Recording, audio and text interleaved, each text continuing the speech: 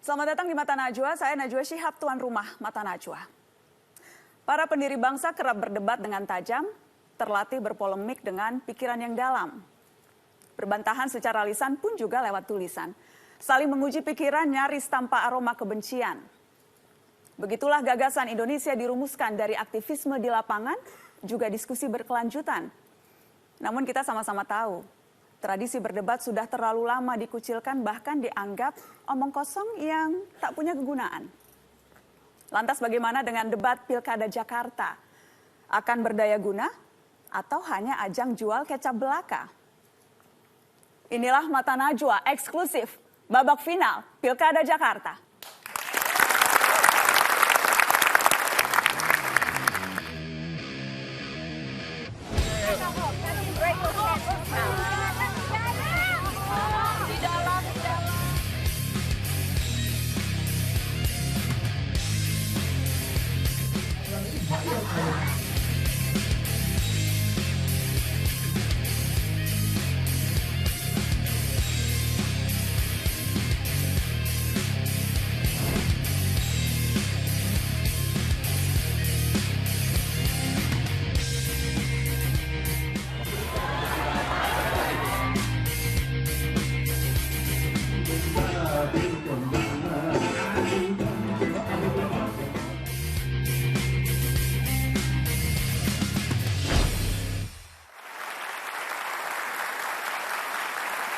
Pemirsa, kian dekat waktunya warga Jakarta menentukan siapa yang layak dari dua kontestan yang melaju ke putaran final. Selama 2 jam, saya undang mereka untuk bertarung secara ide dan program. Kita sambut kandidat nomor urut 2, Basuki Cahayapurnama, dan kandidat nomor urut 3, Anies Rashid Baswedan.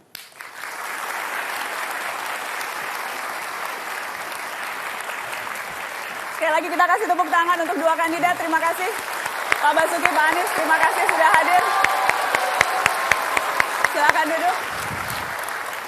Senang sekali dua narasumber yang kerap kali hadir di Mata Najwa malam ini juga hadir dalam kesempatan yang istimewa. Sehat-sehat Pak Anies, Pak Basuki? Sehat. Alhamdulillah. Alhamdulillah sehat-sehat dan kita semua juga sehat. Kami mengundang kandidat tapi kami sengaja untuk tidak mengundang tim pendukung karena malam ini kita ingin adu gagasan pemikiran, bukan adu sorak dan adu teriak. Dan saya juga ingin sampaikan para penonton yang hadir di studio Mata Najwa malam ini, dari masyarakat umum juga sudah berjanji untuk menjaga ketertiban. Para mahasiswa, teman-teman mahasiswa juga ramai malam ini. Pak Basuki, Pak Anies, saya ingin mulai dengan membacakan ada aturan main. Bagaimana kita akan malam ini berdiskusi. Jadi dialog atau debat akan kita bagi menjadi 7 segmen atau 7 bagian. Setiap bagian akan mendalami satu fokus bahasan dengan durasi kurang lebih 12-15 menit dalam satu segmen. Setiap segmen akan saya awali dengan pertanyaan dan kedua kandidat akan diberikan waktu 1,5 menit untuk menjawab pertanyaan pertama.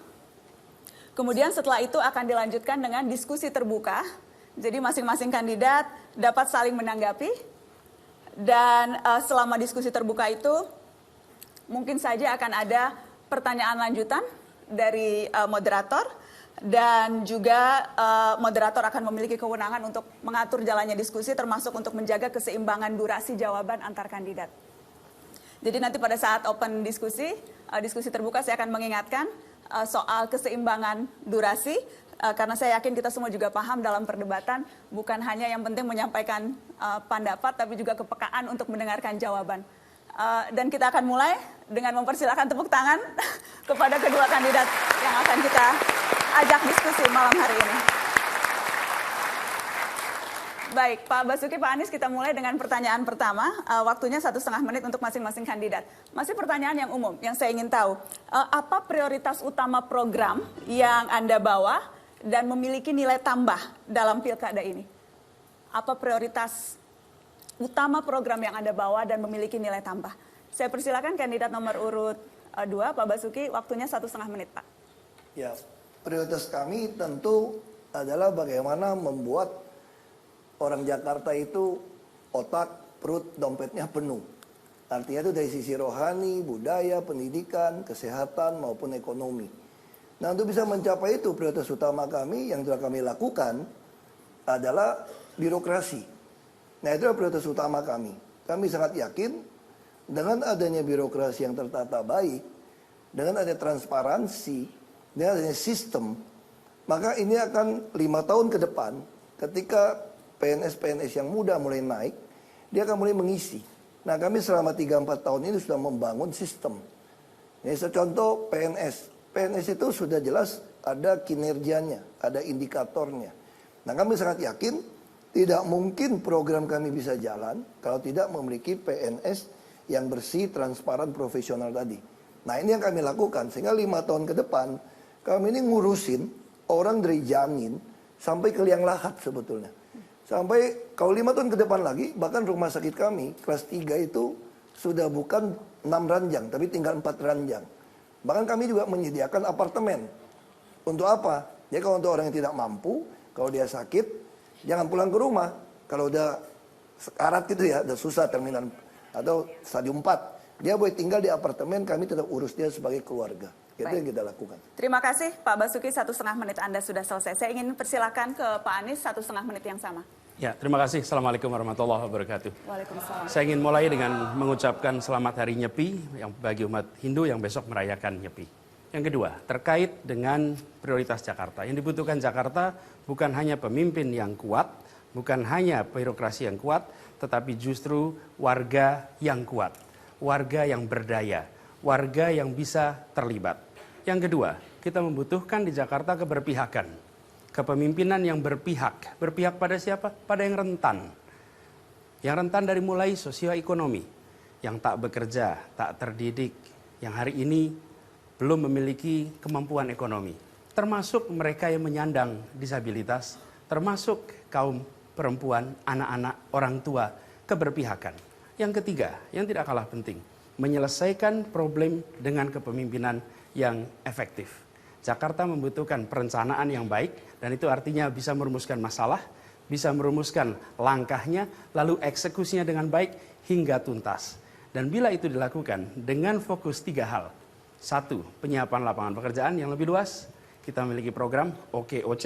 Kemudian yang kedua adalah pendidikan berkualitas hingga tuntas. Yang ketiga adalah kebutuhan pokok yang harganya terjangkau. Basic itu yang menjadi prioritas kita, dan bila dilaksanakan insya Allah bisa membuat perubahan di Jakarta. Terima kasih. Terima kasih Mas Anies Baswedan. Bisa kita kasih tepuk tangan juga untuk Mas Anies Baswedan untuk pembukanya. Saya ingin melanjutkan dengan diskusi terbuka. Saya ingin ke Pak Anies terlebih dahulu. Dalam beberapa kesempatan Anda kerap menyatakan akan menjaga dan meneruskan program pemerintah provinsi yang selama ini sudah diterima warga Jakarta. Tapi pertanyaan saya bukan itu. Pertanyaan saya, apa 2 hal utama di antara program Pemprov yang akan Anda batalkan atau akan Anda ganti sama sekali?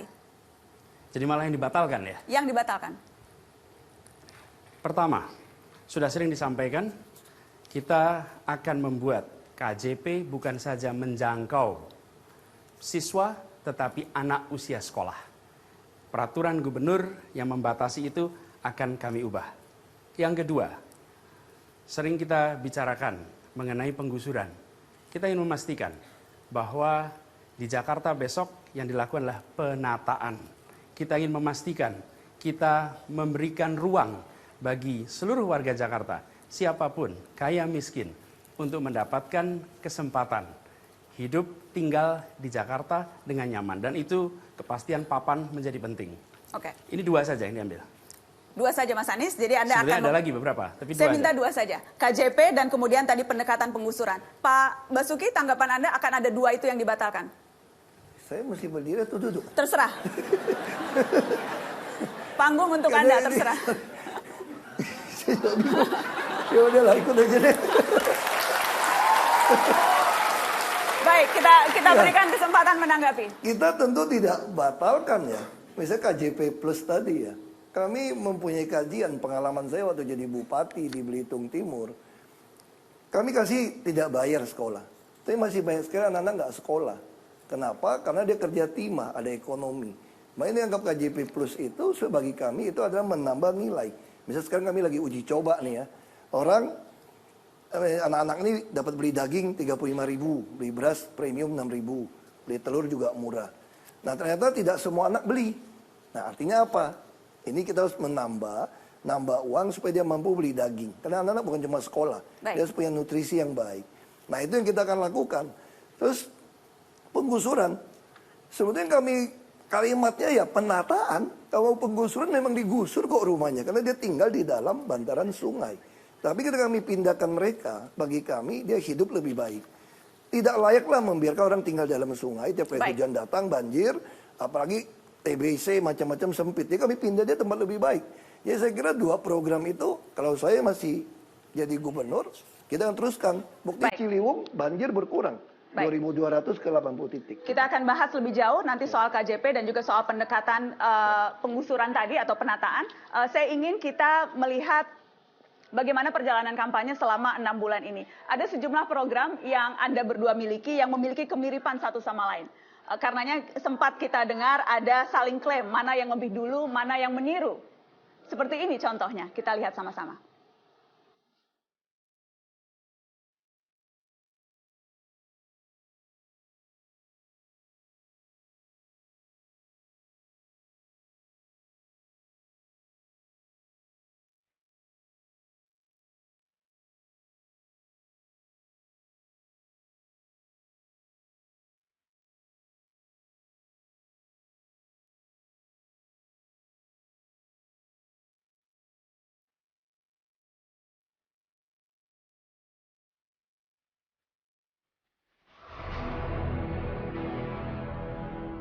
Pak Basuki, Pak Anies, ada saling klaim kartu Jakarta Lansia. Saya mau ke Pak Basuki dulu. Anda ini belum lama meluncurkan itu dan memang baru di putaran kedua. Apa keistimewaannya kartu Jakarta Lansia itu? 1,5 menit, Pak Basuki. Ya, sebetulnya bukan baru diluncurkan. Kalau Anda lihat berita ya, saya sengaja print out ini. Itu tahun 2013, 24 September, saya udah bilang, uang pensiun untuk lansia sudah diatur dalam Undang-Undang SJSN. Jadi ini 2013 kita udah bicara. Sayangnya pemerintah kan mewajibkan tenaga kerja 2019. Makanya kami mulai melaksanakan sekarang. Nah, karena dalam pelaksanaannya, uang pensiun kan gotong royong. Uang orang yang sudah meninggal, bantu yang masih hidup, yang lansia ini. Nah, kita temukan di lapangan lansia ini butuh pertolongan. Terus apalagi yang kita ngomong lansia nih?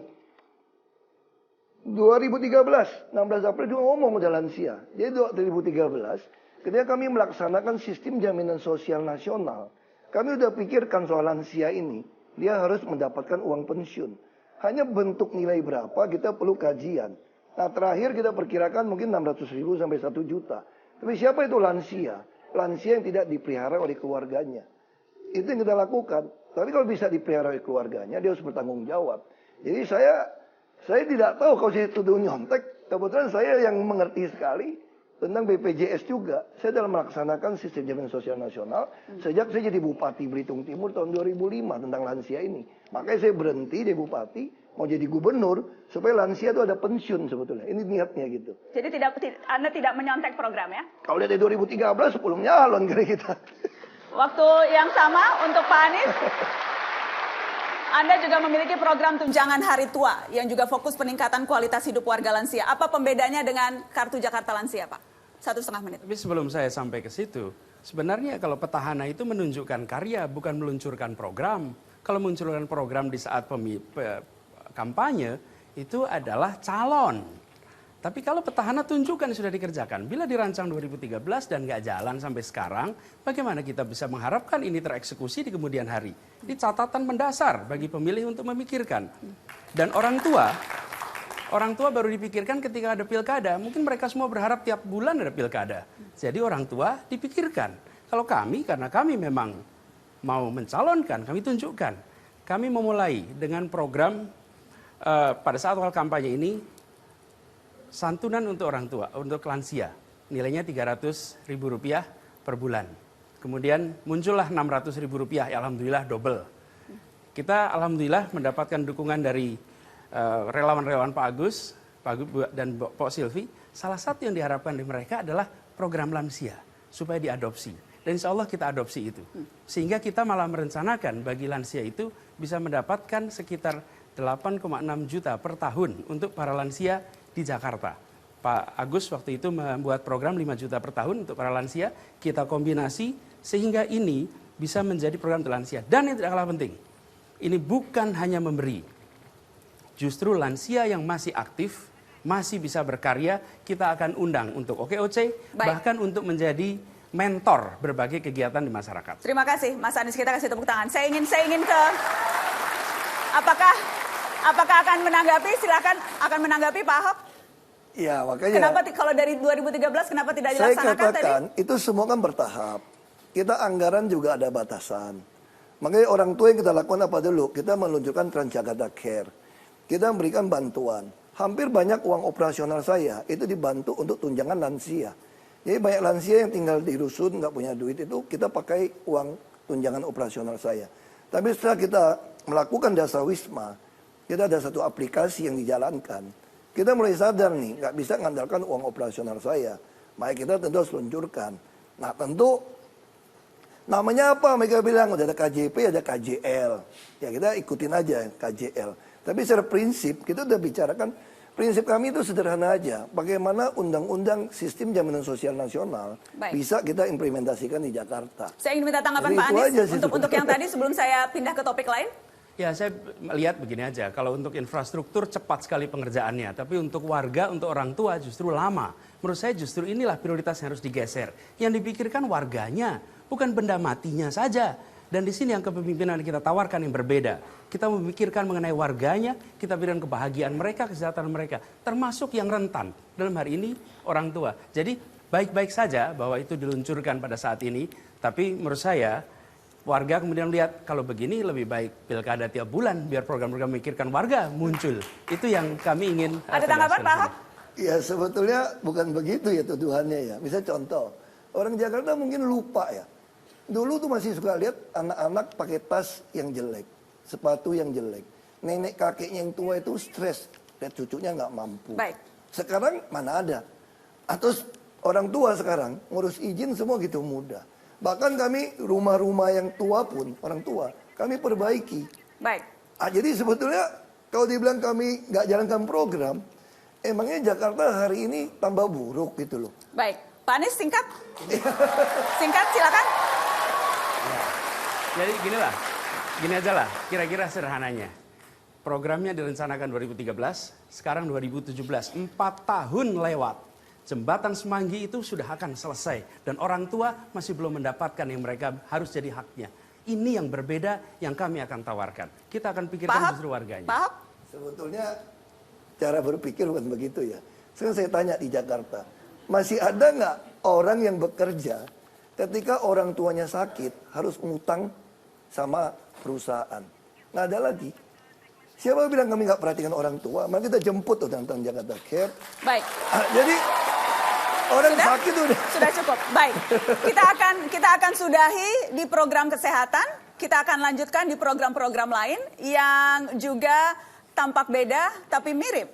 Tapi tidak mau dibilang sama. Setelah ini masih di Mata Najwa eksklusif babak final Pilkada Jakarta.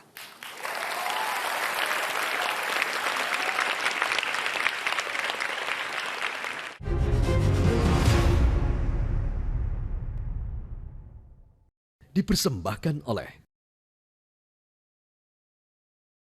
didukung oleh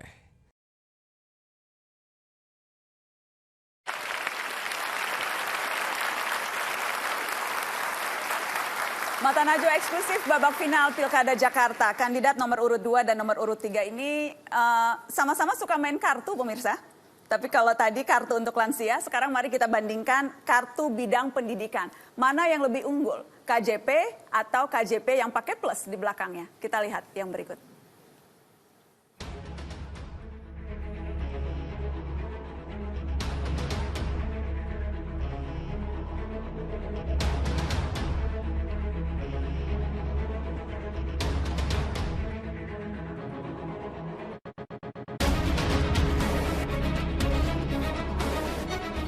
KJP-nya bukan cuma diteruskan, akan ditingkatkan menjadi KJP plus.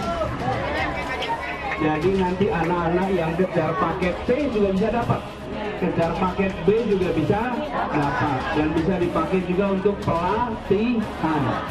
Saya nggak ngerti KJP Plus maksud beliau itu plusnya apa ya.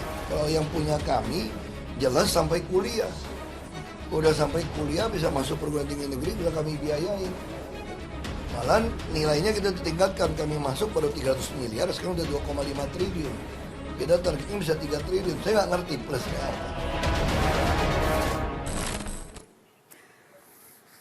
Saya ingin ke Pak Anies, tadi disebutkan Pak Basuki tidak mengerti plusnya apa. 1,5 menit untuk Anda, apa plusnya di Kartu Jakarta Plus? Pertama adalah kartu ini mengcover bukan hanya anak dalam sekolah. Mengapa ini penting? Karena tanggung jawab pemerintah adalah mendidik. Dan ketika bicara mendidik, bukan saja yang berada dalam sekolah, tetapi juga mereka yang sudah tidak lagi berada dalam sekolah. Mereka membutuhkan juga. Apa yang mereka butuhkan? Bisa untuk kejar paket, tadi sudah disampaikan. Yang kedua, bisa dipakai untuk mengikuti pelatihan-pelatihan. Sehingga mereka memiliki keterampilan, dan dengan keterampilan itu mereka kemudian bisa mendapatkan pekerjaan dan bisa melanjutkan pendidikan dan lain-lain. Jadi tujuannya adalah ini menjadi jembatan. Bagi yang berada dalam sekolah, kita tahu KJP yang sekarang sudah ada. Bahkan sama sampai dengan perguruan tinggi. Tapi yang membedakan adalah bahwa nomor satu itu. Lalu yang kedua, kita juga akan mengintegrasikan dengan Kartu Indonesia Pintar. Bahkan dalam jangka panjang, kita ingin akan membuat KJP ini diterima oleh setiap anak di Jakarta. Jadi bukan hanya mereka yang status sosial ekonominya prasejahtera, tetapi juga mereka yang hari ini sudah ekonominya baik. Gunanya beda. Kalau yang prasejahtera mereka menerima cash transfer, kalau yang sudah sejahtera dipakai untuk berbagai fasilitas diskon. Lalu yang tidak kalah penting di dalam KJP Plus ini adalah... Baik, waktunya sudah habis, Mas Anies. Siap. Kita kasih tepuk tangan. Terima Nanti kita kasih, diskusikan. Mas Anies Baswedan. Pak Ahok, apakah sudah mengerti sekarang setelah dijelaskan langsung oleh kandidat nomor urut 3? Iya, saya 1,5 mengerti, menit. tapi nggak bisa kami kerjakan. Karena kan katanya fungsi mendidik. Kami ingin sebenarnya mendidik itu, kalau anak mau sekolah, kita kasih. Ini mendorong anak-anak untuk mau sekolah. Kalau soal nanti paket itu kita kerjakan lagi sendiri. Kalau dia mau usaha, kami berikan lagi 80-20. Kalau dia mau untuk pelatihan, kita punya pelatihan lagi yang tidak bayar sebetulnya. Jadi kami tidak ingin kasih uang ke anak, supaya dia merasa saya nggak mau sekolah pun dapat uang. Nah ini kita tidak mau merusak seperti itu. Kita dengarkan. Ini fungsi edukasi. Yang kedua adalah data. Kenapa penting data seperti ini? Supaya kami tahu nih dia belanja apa. Kenapa kami tidak kasih izinkan tunai? Kalau anak yang mampu untuk diskon, kami sudah punya kartu Jakarta One buat seluruh orang Jakarta. Mau diskon, mau naik bus, mau apa saja itu Jakarta One. Jadi ini tujuannya apa? Misalnya naik bus dari Jempol turun ke Kelingking. Kalau Anda pakai kontan, tidak pakai kartu, kami tidak tahu Anda turun di mana. Tapi kalau dengan pakai kartu, saya tahu nih, Anda dari Jempol ke Kelingking. Jurusan busnya nggak ada, maka saya bisa membuat jurusan langsung. Artinya apa? Data dari transaksi non tunai itu kami pakai kembali untuk bisa melayani orang Jakarta lebih baik lagi. Jadi bukan kasih uang, enggak. Harus ada memotivasi mereka. Itu yang saya katakan di awal. Uang harus mendidik. Baik, terima kasih Pak Basuki. Silakan, kita akan diskusi terbuka soal KJP Plus. Langsung ditanggapi Pak Anies. Sebetulnya ada satu lagi yang sangat berbeda, signifikan, adalah identifikasinya. Kalau di dalam KJP ini, kepala satuan pendidikan akan menugaskan wali kelas, guru kelas untuk mengidentifikasi penerima. Guru itu job description-nya bukan mengidentifikasi warga miskin. Justru ini akan berbeda. Banyak sekali kita temukan di lapangan keluarga-keluarga yang mengeluh karena mereka tidak menerima KJP. Pak Anies boleh tolong langsung difokuskan ke yang tadi? Kalau kita lakukan, justru kita akan melakukannya begini, menggunakan BDT, dan ini basis data terpadu, yang kemudian diverifikasi lewat Kementerian Sosial dan TNP2K, kemudian TNP2K itu tim percepatan penanggulangan kemiskinan, kemudian dari data itu dibawa ke wilayah Jakarta, diverifikasi di level RT RW, sehingga penerima benar-benar mereka yang membutuhkan. Dan yang tidak kalah penting, kita tidak meninggalkan mereka yang membutuhkan. Hari ini banyak yang nggak terima. Dan itu kita temukan di lapangan. Silakan. Ya, saya katakan betul guru bukan identifikasi murid miskin. Tapi guru itu bukan cuma ngajarin pelajaran. Guru itu mesti punya hati, empati kepada murid-muridnya. Ya, harusnya seorang guru yang empati. Dia bisa kenalin mana muridnya yang miskin, mana yang kaya. Nah, kalau yang miskin, dia nggak pakai uang dia sendiri, dia laporkan kami urus. Karena dulu pernah pakai sistem oknum RT, RW bisa main juga. Harusnya seorang guru bukan cuma memberikan pelajaran, tapi guru itu betul-betul sayang kepada anak didiknya. Nah, kalau dia sayang, dia minta KJP kita berikan. Kalau kemarin belum dapat, karena terjadi ledakan KJP. Ada 250.000 lebih tambahan. Ini yang sedang kami lakukan. Kenapa? Orang sekarang mulai sadar, KJP itu bisa beli daging, beli beras. Ada sisa akhir tahun, bisa beli laptop, bisa beli skateboard.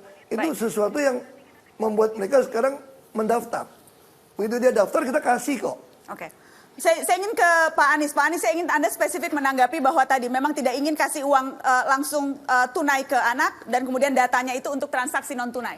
Ya. Silakan langsung ditanggapi poin itu. Begini, kalau kita lihat kebutuhan, anak-anak itu kebutuhan variasi. Bahkan kalau saya ketemu di lapangan, banyak sekali orang tua yang mengeluh, kami ini beli sepatu lagi, beli tas lagi, udah cukup. Tapi kami terbatas bisa pemanfaatannya. Dan perhatikan, ini banyak studi yang menunjukkan, ketika cash transfer kepada warga yang miskin, pemanfaatannya hampir selalu itu sesuai dengan programnya. Yang problem itu adalah transfer untuk mereka yang tidak miskin. Itu pemanfaatannya bisa meleset. Baik. Tapi kalau yang miskin, artinya begini. Saya ingin komentari soal guru tadi. Guru memang betul harus kasih sayang, tapi mencari, memverifikasi itu ada aturan hukumnya. Jadi ini adalah domain yang sebetulnya bukan domain wilayah guru. Baik, Pak Basuki. Bahwa guru nanti kasih sayang, guru mendidik itu tentu, tapi mencarinya Tanggapan Anda, lewat Pak Basuki. struktur. Saya katakan gini, bukan memverifikasi, kita ada SOP. Biasa guru ya, kalau dia lihat anak itu jajan sampai 50.000, 100.000 di sekolah. Pakai handphonenya iPhone, Samsung. Masa gurunya nggak tahu ini orang mampu? Justru kalau guru nggak ngenalin muka raut wajah muridnya, ini bukan guru. Guru harus tahu persis apa dia butuh alat pendengaran, apa dia butuh kacamata. Terus dia bilang apa lagi? Beli sepatu lagi, tas lagi. Saya kira ini juga Pak Anies data yang lama ya. Ini data yang lama. Dulu harus wajib beli tas, beli sepatu. Sekarang enggak. Kalau dia hemat, uang pada akhir tahun itu langsung menjadi hadiah buat si anak naik kelas. Makanya ada yang bisa beli laptop, ada yang bisa beli sepeda. Itu boleh. Tapi dia hemat. Jadi inilah kita katakan, kita mendidik anak-anak itu untuk nabung, untuk tanggung jawab soal uang, bukan foya-foya. Dan kami juga bisa memonitor anak ini belanja di mana. Dia bisa belanja di Carrefour, makanan segala macam. Bahkan beliin kakek neneknya Pampers. Kakek nenek, saya lihat. Pak Basuki, kita bisa bantu juga gitu. Saya ingin masih soal KJP Plus, saya ingin Anda spesifik menanggapi bahwa kemudian nanti akan ditanggapi Pak Anies bahwa ada banyak anak putus sekolah yang tidak tercover oleh KJP Plus ini. Justru sekarang mereka banyak yang mendaftarkan lagi, kita bisa daftarkan.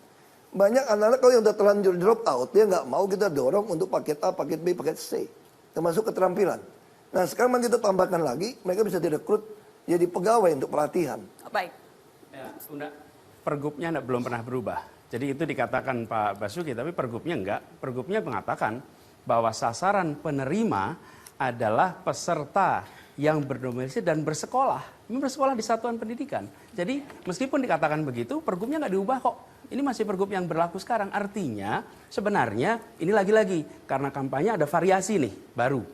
Bahwa mereka yang di luar sekolah itu akan diberikan juga. Mirip juga nih seperti yang kita tawarkan tadi. Jadi nggak ada itu. Bagaimana Pak Basuki? Jadi nggak ada. Jadi yang di luar sekolah tetap tidak boleh dapat KJP. Makanya bagi saya KJP Plus itu merusak mental anak. Kalau nggak sekolah merusak. Pak Anies. Bagi saya itu merusak. Makanya ini saya dua hal yang berbeda. Ketika semua ini sudah berbeda selesai. banget ini. Pak Anies. Pak Basuki, dengan segala hormat, di kota tempat Pak Basuki tinggal namanya Jakarta Utara. Di sana angka partisipasi anak SMA hanya 52%. Artinya 48% di luar sekolah. Jadi KJP-nya Bapak itu hanya menjangkau separuh dari anak-anak di kota tempat Bapak tinggal. Betapa tidak adilnya pendekatan seperti ini. Pak Basuki? Ini yang kita akan ubah. Enggak, justru saya bilang ini dua sisi yang berbeda ya. Saya kira bagus untuk penonton juga bisa lihat perbedaan ini. Saya tetap konsisten. Anda kalau mau dapat KJP harus sekolah. Anda masuk lagi ke formal, saya urusin. Anda umur berapa kita urusin, nggak apa-apa. Tapi kalau Anda tidak sekolah, Anda mau kerja, atau mau usaha, mau paket A, paket B, Baik. itu kita bantu bukan Saya- dapat KJP, Pak beda Anies, gitu loh. Pak Anies? Ini beda banget. Baik, Pak Basuki saya kasih kesempatan Pak Anies. Mungkin Pak Basuki tidak banyak melihat kenyataan di lapangan ya. Kalau CCTV nggak menangkap itu Pak. Kalau di lapangan, Baik. Bapak tahu begitu anak putus sekolah, apalagi di jenjang SMP, SMA, tantangan terbesar adalah mengembalikan. Baik. SD masih mudah, SMA hampir selalu sulit. Nah masalahnya adalah kita mau membiarkan Baik. atau melakukan sesuatu, kami memilih Terima kasih melakukan sesuatu. Pak Anies. Boleh kita kasih tepuk tangan untuk keduanya. Saya ingin ingatkan kepada teman-teman yang hadir di studio Mata Najwa malam hari ini agar tepuk tangan atau aplaus diberikan selesai masing-masing kandidat menyampaikan tanggapannya, jadi tidak mengganggu alur diskusi kita malam hari ini. Terima kasih atas pengertiannya. Kita akan break. Setelah ini kita masih akan lanjutkan apa yang beda tapi sama.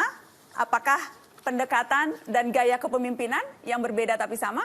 Kita akan bahas soal itu setelah pariwara. Tetaplah di Mata Najwa eksklusif babak final Pilkada Jakarta.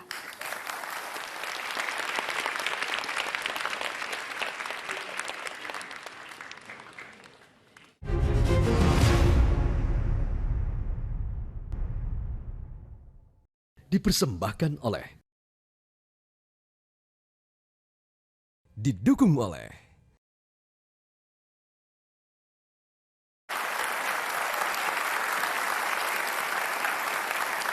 Mata Najwa eksklusif babak final Pilkada Jakarta. Kita akan bicara soal gaya. Dari sisi ini Basuki Cahayapurnama dan Anies Rashid Baswedan dianggap banyak kalangan tidak sama. Tapi belum tentu penilaian orang tepat, jadi langsung saja kita tanyakan ke masing-masing kandidat. Saya ingin mulai dengan mempersilakan Pak Basuki. Bagaimana menggambarkan gaya kepemimpinan Anda dan bagaimana itu berbeda dengan lawan Anda? 1,5 menit. Ya, prinsip saya sederhana saja. Yang penting kita harus jadi model dalam segi bersih, transparan, dan profesional. Ini penting. Yang kedua, kita tugasnya adalah pemimpin yang mau melayani. Ini empati melayani harus ada. Nah, ini gaya saya begitu. Lalu sistem. Tidak boleh menerima suap dan tidak boleh berpihak. Nah, ini harus jadi sebuah standar. Ini gaya saya lakukan. Kalau Anda tidak mau nurut, saya akan langsung terbuka saja. Karena bagi saya transparansi itulah cara untuk mengatasi fitnah, curiga, macam-macam. Nah, kalau Anda profesional, Anda nggak usah takut. Itu yang saya yakinin. Makanya itu yang saya jalankan selama ini, yaitu yang menghasilkan produk-produk yang Anda lihat di Jakarta. Bagi saya harus jadi model. Saya harus datang lebih pagi, saya harus melayani orang, 7:30 sampai, terima orang, terus disposisi 1 minggu mesti beres. Lalu semua PNS, mereka juga sama. Tunjangan kinerja mereka ditentukan dari poin kerja juga. Dan saya memang nggak pakai kinerja, tapi saya tunjukkan. Saya juga kerja sama. Pulang malam, minggu selesai aja. Senin disposisi, mesti mulai dari baru lagi. Nah, itu yang kita katakan. Saya yakin, terus terang, tidak berpihak, tidak terima suap, jadi model. Ini gaya yang saya lakukan selama ini. Kita kasih aplaus untuk Pak Basuki. Pak Anies, 1,5 menit menggambarkan gaya kepemimpinan Anda dan bagaimana itu berbeda dengan lawan Anda. Kepemimpinan yang efektif. Efektif artinya dia bisa merumuskan masalah dengan benar, merumuskan langkah-langkahnya dengan benar, ukurannya jelas, lalu mengeksekusi hingga tuntas. Efektif. Jakarta bukan punya efektif. Kemudian konsekuensinya birokrasi berjalan baik. Tapi jangan lupa, ini juga memimpin masyarakat. Bukan hanya dari aspek legal saja, tapi juga aspek-aspek sosiologis dan lain-lain. Jadi kepemimpinannya itu bisa merangkul semua. Bukan saja programnya jalan, tapi prioritas programnya mencerminkan kepada masyarakat. Tadi barusan kita bicarakan, orang tua saja 4 tahun belum jalan. Tetapi ketika bicara tentang infrastruktur, keberpihakannya di mana ya ini? Keberpihakannya pada yang di atas atau yang di bawah? Atau pada yang rentan? Kemudian keteladanan, kita memang betul, sebabnya harus teladan. Artinya berkomunikasi harus baik. Kalau ada ibu-ibu datang membawa masalah KJP, janganlah dikirimkan kata-kata yang tak patut. Tapi itu terjadi pada kasus ini. Artinya apa? Keteladanan itu hadir bukan dalam kata-kata, tapi dalam perbuatan. Dan ini harus bisa merangkul semua. Saya katakan bahwa Jakarta membutuhkan kepemimpinan yang programnya berjalan dengan efektif, masyarakatnya berinteraksi satu sama lain, muncul kepercayaan, dan kepemimpinannya itu mengayomi semua. Bukan berpihak kepada yang di atas, tapi justru berpihak kepada semuanya. Ini perubahan yang akan kita lakukan di Jakarta. Kita beri aplaus untuk Pak Anies. Kita akan diskusi terbuka. Sebelum mengajukan pertanyaan, saya ingin minta Pak Basuki untuk menanggapi yang spesifik tadi disebutkan oleh Pak Anies. Ya, makanya tadi katakan efektif, mesti terencana, segala macam. Emangnya Jakarta nggak terencana? Semua ada kok. Merangkul semua, nggak bisa. Kalau dia korup, ya nggak bisa saya ladenin. Kalau dia nggak benar, ya pasti nggak bisa saya rangkul. Kerjasama, infrastruktur untuk orang. Iya dong. Saya bangun infrastruktur buat orang. Saya bangun Air Petra, gimana orang bisa nikmatin taman kalau kita nggak bangun taman? Orang teriak macet, stres. Kalau saya nggak bangun Semanggi, gimana ngurai kemacetan? Ya, jadi bukan seperti itu cara, terus komunikasi yang baik. Komunikasi saya baik kok, orang juga bisa liatin mulut saya ngomongnya pas kok, dan semua pas. Yang jadi masalah itu sebetulnya, misalnya gitu, saya sama oknum mau main nyolong duit gitu ya. Saya komunikasi baik kok, tapi dia mau nyolong, saya nggak mau nyolong gimana? Baik. Masa saya masih kompromi? Jadi saya kira mimpin Jakarta, kita lempeng-lempeng aja lah. Kalau memang orang yang nggak mau ikut sejalan, kata ya tinggal aja lah di belakang. Yang penting kita tujuannya sama. Gitu. Pak Anies, tanggapan Anda? Di sini ada problem utama. Beliau tidak bisa membedakan antara merangkul dan menegakkan hukum.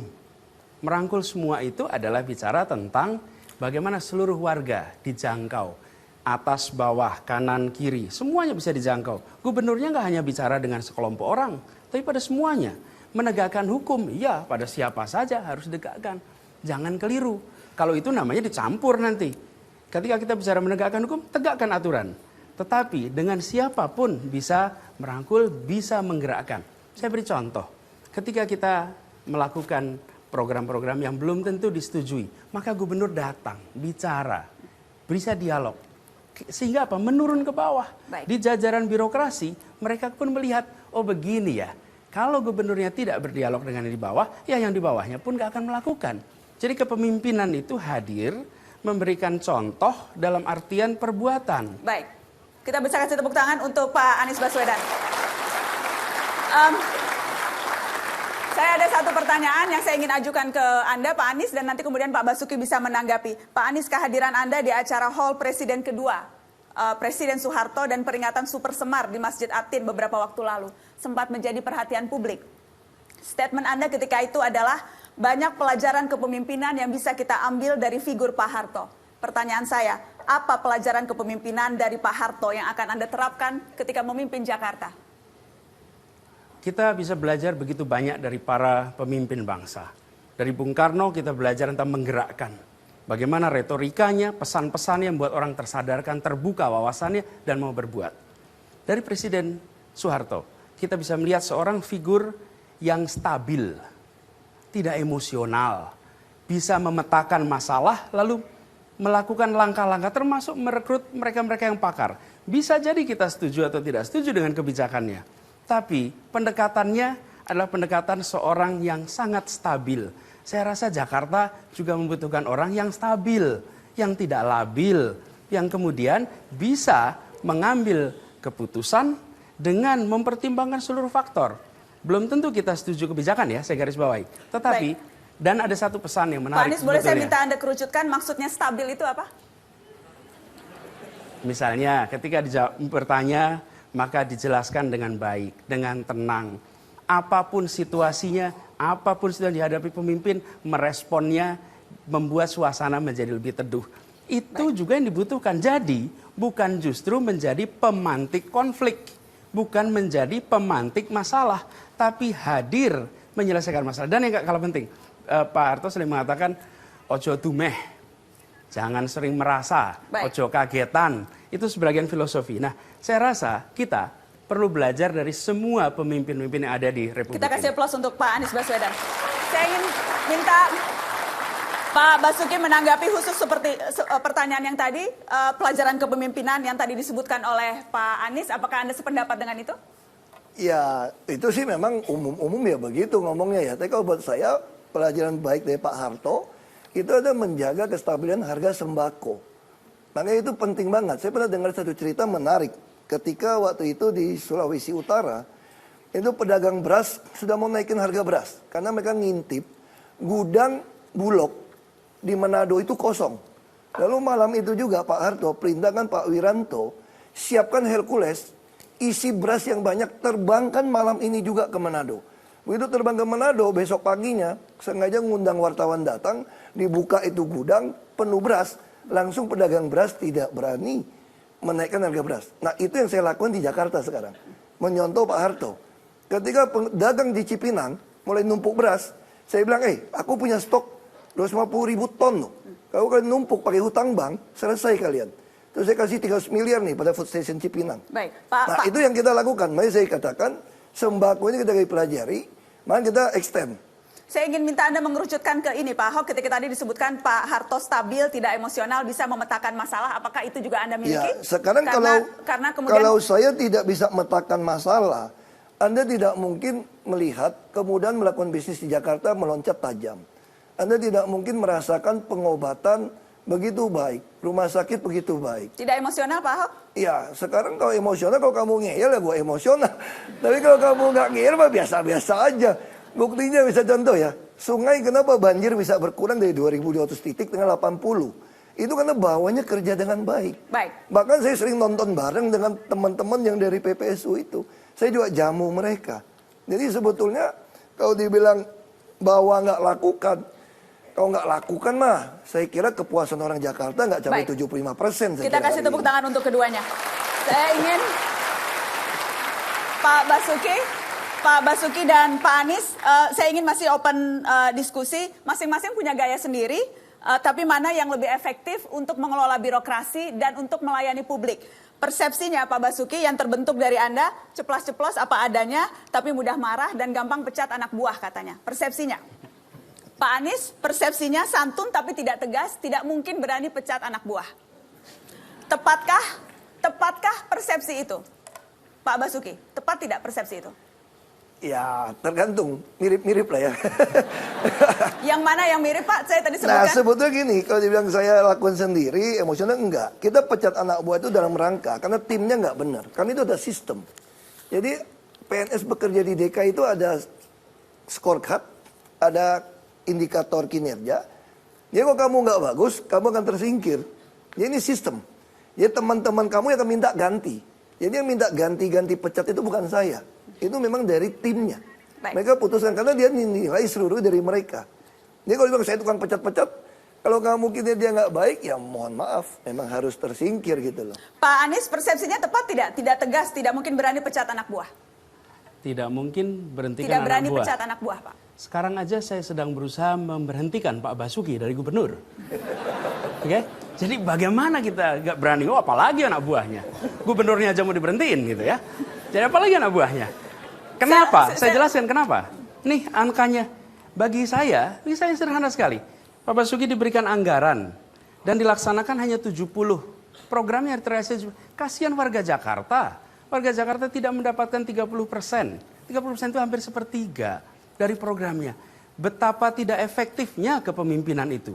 Karena itulah, jangankan anak buahnya, gubernurnya aja mau diganti sekarang itu. Pak Basuki?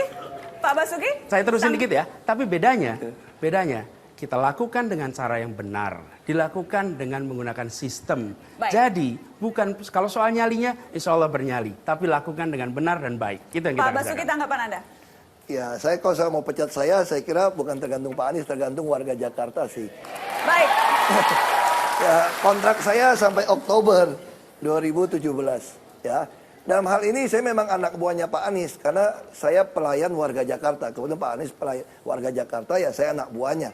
Baik. Makanya kalau mau mecat saya bukan sebagai calon gubernur, tapi sebagai warga DKI.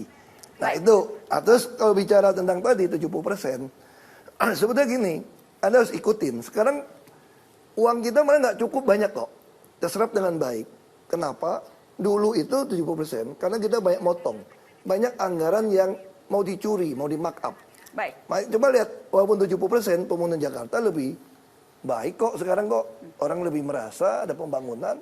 Daripada dulu beli UPS. Ngapain gitu loh. Ya saya kira ya itu yang, jadi itu saya nggak mau kompromi gitu. Saya komentari Baik. di sini. Baik. Menurut saya menarik. Bagi awam memang iya, nampaknya melakukan penghematan. Tapi ini pemerintahan ya, bukan kantong pribadi. Pemerintahan yang membuat rencana anggaran siapa sih? Gubernur. Dengan siapa? Dengan DPRD. Jadi anggaran itu dibuat oleh Pak Gubernur. Kalau memang mau melakukan penghematan, lakukanlah ketika menyusun anggaran. Baik. Bukan anggarannya disusun, tidak terlaksana, lalu bilang, oh itu penghematan. Ini bukan cara yang baik untuk warga Jakarta. Pak Basuki? Ginilah ya, nanti gimana ngomongnya ya. Pak Anies ini gini loh, kita ada e-musrenbang, ada e-budgeting. Nah dulu sebelum e-budgeting, itu uang-uang tuh ada 70.000 lebih item. Kamu nggak bisa kontrol ketika oknum PNS sama oknum DPRD sebagai pengawas bermain. Ini kan pengawas yang main. Makanya saya membuat e-budgeting, e-musrenbang. Itu yang terjadi tahun 2015. Saya mau dipecat dari DPRD karena dianggap mengeluarkan APBD yang berbeda. Baik. Sebetulnya APBD yang saya keluarkan itulah yang lebih baik gitu loh. Lalu 2015 PNS saya nggak mungkin lawan dua kan. Jadi kita harus ingat Jakarta ini per tahun-tahun anggarannya itu terlalu boros. Pembelian barang nggak baik. Nah ini saya potong. Oke. Saya butuh waktu. Pak Basuki, saya Coba sudah- lihat anggaran 2016, 2017. Kita akan masuk bicara 2016 anggaran. sudah 80% lebih. Saya ingin kita kasih tepuk tangan untuk kedua kandidat, Pak Anies Rashid Baswedan, Pak Basuki Cahayapurnama. Dan saya ingin menyambung diskusi terbuka itu tadi mengatakan anggaran, tadi mengatakan PNS. Yang jelas kalau bicara soal bagaimana birokrasi di Jakarta, Pak Basuki dan Pak Anies, yang paling menonjol itu adalah tunjangan kinerja daerah untuk PNS di Jakarta yang nilainya sangat tinggi. Kita akan lihat grafis berikut yang membandingkan grafis tunjangan kinerja PNS DKI dibanding provinsi lain. Kita akan tunjukkan. Di level sekretariat daerah untuk DKI jumlahnya 4 kali lipat dibandingkan Jawa Barat dan Jawa Timur. 127 juta rupiah itu di luar tunjangan dan di luar gaji. Di level lurah, di DKI Jakarta lurah bisa bawa pulang tunjangan sebesar 27 juta rupiah. Perbedaannya hingga 3 sampai 4 kali lipat. Camat di DKI Jakarta mendapat tunjangan lebih besar dibanding jabatan sekda di Provinsi Jawa Barat maupun Provinsi Jawa Timur. Saya ingin ke Pak Anies terlebih dahulu. Apakah Anda akan mempertahankan gaji dan tunjangan kinerja daerah yang sebesar ini? Yang menjadi isu adalah kinerjanya sekarang. Ini sudah diputuskan bahwa ada TKD sekarang. Persoalannya adalah sudahkah itu memberikan efek di dalam kinerja. Dan kalau kita lihat kinerja jangan hanya kinerja pribadi. Yang kami akan lakukan nanti adalah kita susun. Ini seperti yang saya sering sampaikan. Kita punya ukuran-ukuran objektif dari pelaksanaan program oleh birokrasi. Lalu diterjemahkan menjadi apa? Diterjemahkan menjadi target tiap-tiap unit kerja, satuan kerja. Ketika sudah diterjemahkan, para kepala di tempat itu harus merumuskan target-target yang kita sepakati. Bila target yang tidak tercapai, maka itu sekaligus menjadi surat pengunduran diri. Jadi, yang penting di sini, ya angkanya tinggi, itu sudah diputuskan oleh Pak Basuki. Sekarang kita tugasnya adalah meninggikan kinerjanya. Dan itu artinya birokrasinya diterjemahkan dalam kegiatan. Baik. Kalau itu ada, ini nggak lagi 70%. Tapi dan kalau Anda, kita lihat, Pak Anies, saya ingin Anda menjawab. Jadi Anda setuju jumlahnya sebesar ini dan tidak akan Anda ubah? Saya tidak akan ubah dulu itu. Saya justru akan ubah kinerjanya dulu. Prioritasnya bukan pada menurunkan, prioritas pada kinerjanya. Kalau kinerjanya baik, maka angka ini menjadi nggak Kita masalah. beri aplaus untuk Pak Anies Baswedan. Pak Basuki, saya ingin tahu apakah kemudian telah berhasil menambah efisiensi kerja, memperbaiki tata kelola birokrasi? Ya, gini, makanya saya katakan, Pak Anies nggak tahu yang disebutkan ukuran, target, satuan kerja.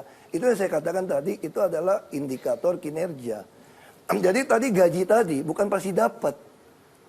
Mereka harus bekerja, misalnya sekda, mau dapat 127 juta. Dia harus menyelesaikan nggak tahu 5.000 apa 6.000 disposisi. Dia harus mengeluarkan pergub sekian. Nah itu dievaluasi tuh per tim. Nah ini pergub masuk akal nggak? Kinerja masuk akal nggak? Itu kerja. Jadi bukan saya yang tentukan. Beliau-beliau yang menentukan. Nah outputnya apa? Pelayanan ke masyarakat. Misalnya seorang lurah. Dia mau dapat hampir 30 juta. dia mesti putuskan berapa banyak orang miskin. Kerjasama dengan, Dasar Wisma. Jadi jelas, semua ini jelas. Jadi nggak perlu capek-capek membuat ukuran, target Pak Anies, nggak usah. Sudah ada semua Pak. Tinggal Bapak ikutin. Soalnya kalau Bapak besok datang ke BKD pun sudah jelas. Scorecardnya jelas. Lurah jelas mau ngapain. Camat jelas mau ngapain. Semua angka. Jadi makanya kenapa kita suka ganti-ganti anak buah. Bukan saya yang minta ganti. Timnya yang minta ganti. Karena mereka khawatir kalau ini nggak diganti, melemahkan target pimpinannya. Baik. Jadi ini sudah ada semua. Kita beri aplaus untuk Pak Basuki Ini yang kita Cahayapurnama. lakukan. Itu di segmen 3. Pak, sederhana aja. Kalau itu jalan, maka program terrealisasi. Baik. Pada saat Pak Basuki kemarin mengambil cuti pun baru 65% lebih Baik, yang terrealisasi. Oh enggak, itu salah loh. Itu tahun lalu tuh 80% lebih loh. Pak Anies datanya Sebentar. salah. Saya luruskan Itu ya. salah, 80% lebih loh. Saya luruskan. 80% lebih itu setelah dipegang oleh PLT. Pada saat beliau meninggalkan masih 60-an sampai Bagaimana, 70%. Gini Pak Betul Anies ya, itu. proyek Kita rumah dengarkan. susun, jalan sungai, kalau Anda bayar sebelum selesai, masuk penjara kita. Jadi itu pasti di penghujung tahun baru dilunasin. Baik. Jadi bukan pada tahun PLT yang sebelumnya- lunasin, bukan. Baik, kita Dan pada akan tahun sebelumnya kita akan hanya 70%. Ya, Kita akan kita lanjutkan. potong kan. Kita akan lanjutkan setelah pariwara dengan membahas. Kita berikan aplaus untuk keduanya dulu. Semakin hangat. Semakin hangat. Siapapun yang menjadi gubernur memang pasti akan mendapatkan banyak kemudahan, harus memberikan banyak kemudahan untuk warga Jakarta. Itu satu hal yang pasti. Kita akan lanjutkan setelah pariwara, kita akan bahas lagi program yang sama tapi tak serupa. Apa saja itu di bidang transportasi dan juga di bidang mengusahakan lapangan kerja. Setelah pariwara, jangan kemana-mana.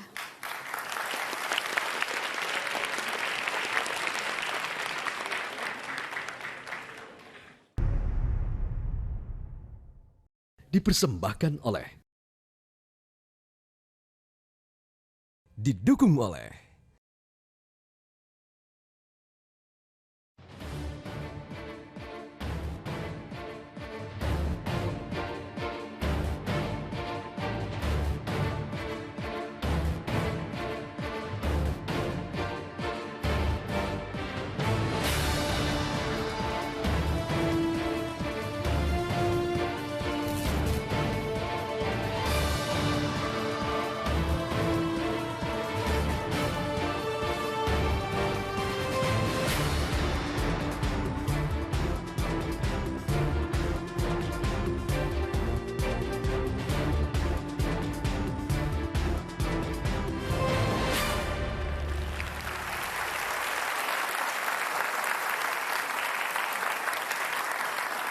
Terima kasih banyak Anda masih terus menyimak Mata Najwa eksklusif babak final Pilkada Jakarta.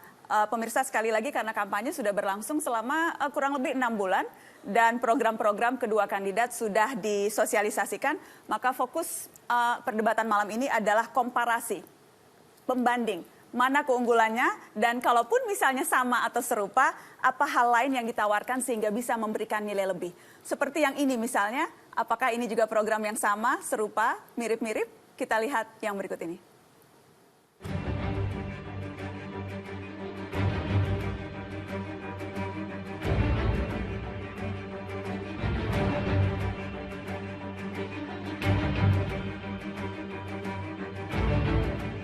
Juga satu bukti, satu lagi pengusaha lahir di program OKOC yang dipertanyakan oleh Pak Basuki.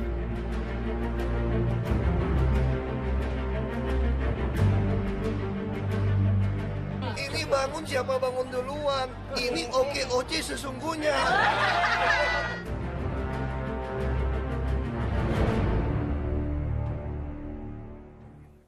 Saya ingin langsung bertanya ke Pak Basuki Cahayapurnama. Tadi cuplikan Anda mengatakan Anda pada saat itu berada di Jakarta Creative Hub, pusat pengembangan industri kreatif, dan Anda menyebutkan inilah program OKOC sesungguhnya. Apa maksud Anda? Apa yang kemudian Anda tawarkan untuk melahirkan wirausaha baru? 1,5 menit, Pak Basuki. Ya, jadi yang kami lakukan itu sebenarnya perencanaan sudah tahun 2014. Waktu itu ada Jakarta Fashion Show. Kami melihat begitu banyak anak muda mampu menciptakan kreasi yang bagus.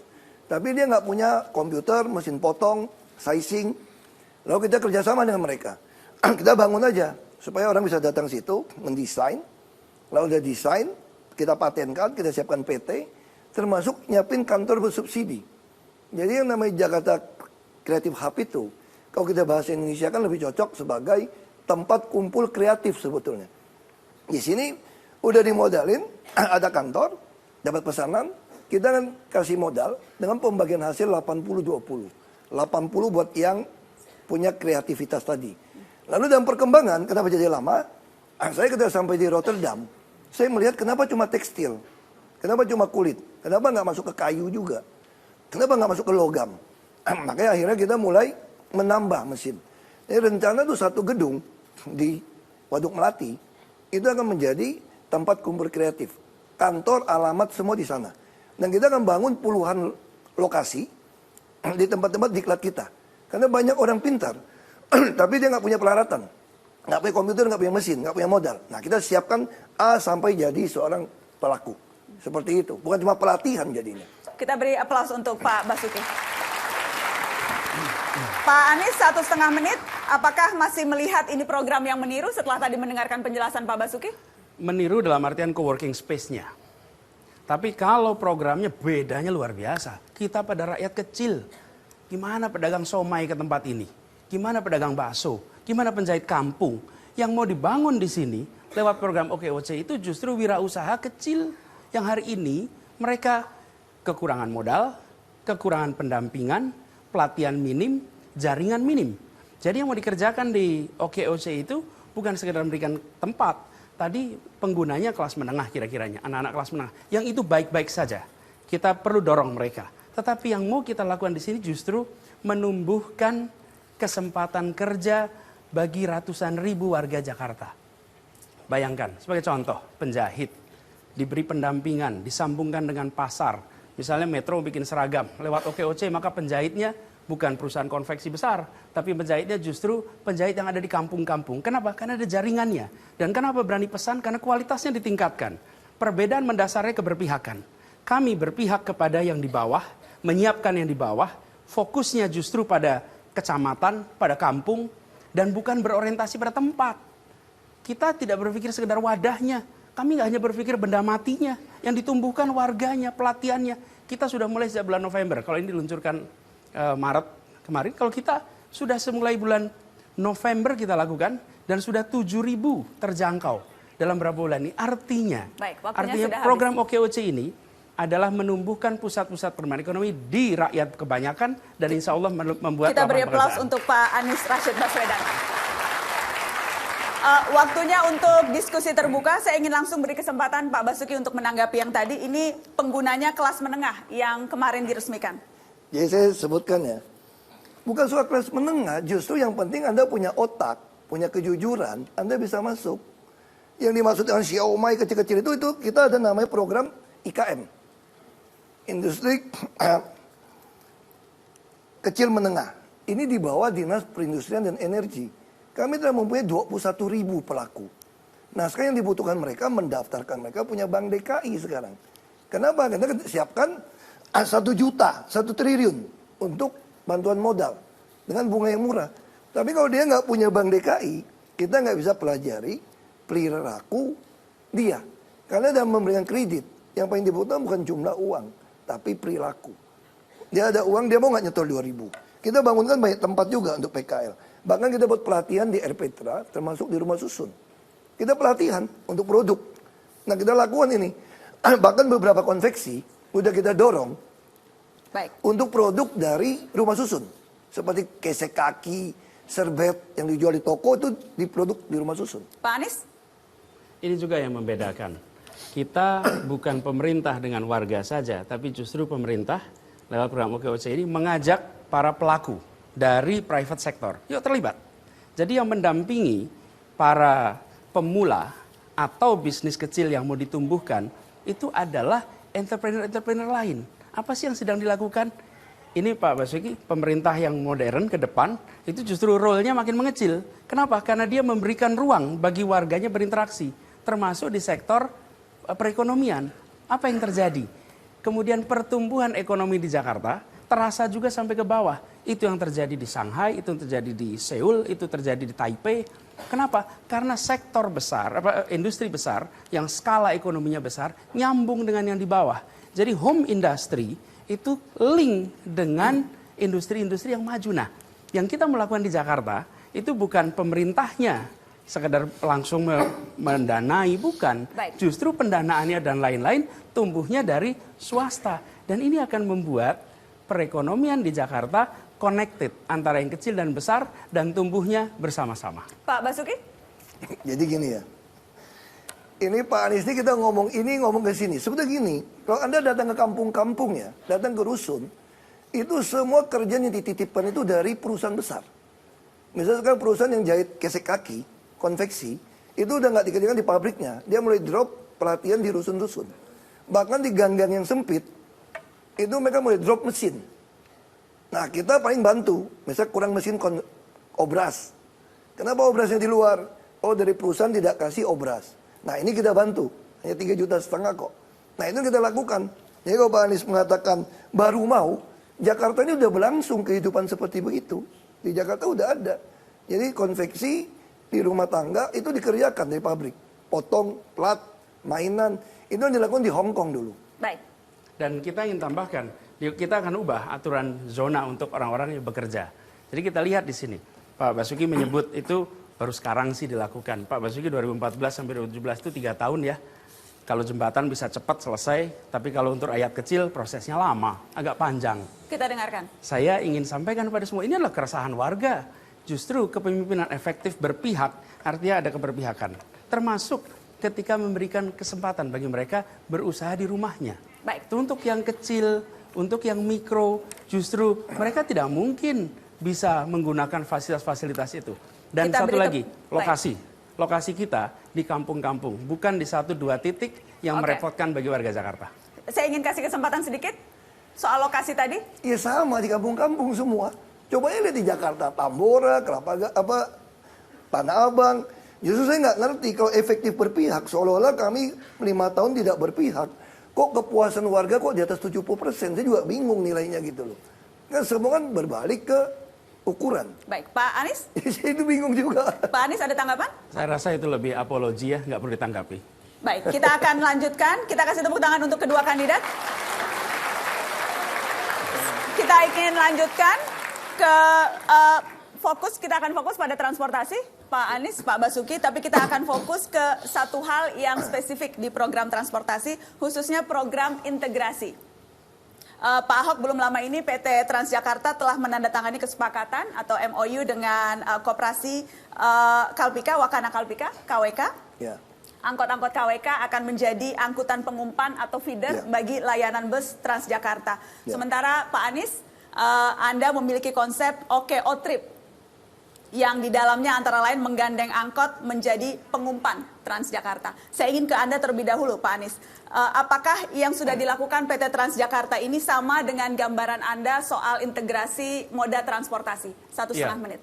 Jadi kita membayangkan sistem transportasi di Jakarta ini tersambungkan antar moda transportasi dari mulai bis yang kecil, bis yang sedang sampai dengan BRT, LRT, MRT sebagai core tersambungkan. Karena itu terintegrasi itu artinya nyambung satu sama lain.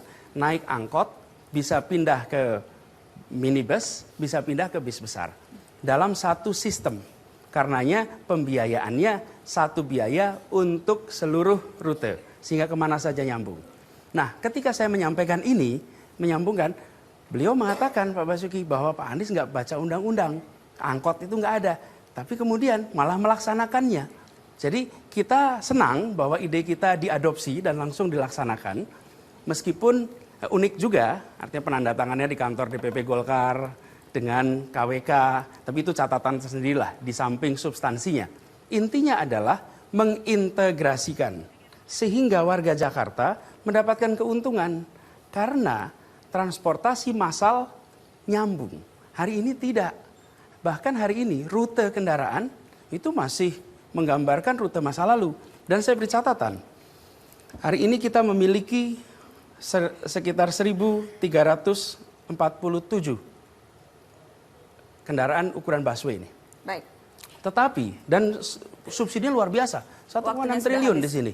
Waktunya Sementara kepada angkot kita nggak pernah bantu. Kalau kami sebaliknya, Baik. justru kita akan membantu 13.000 angkot ini bersama dengan minibus, bersama dengan bis besar, sehingga semua merasakan manfaat. Kita kasih pemerintah. applause untuk kandidat nomor urut 3. Pak Basuki, 1,5 menit untuk menanggapi, silahkan. Ya, saya mau jelaskan. Undang-undang lalu lintas itu dikeluarkan tahun 2009. Lalu kenapa kami 2013 memutuskan membentuk PT? Karena dulu Transjakarta itu hanya urusannya itu BRT, busway. Ini nggak benar. Dia harus semua total.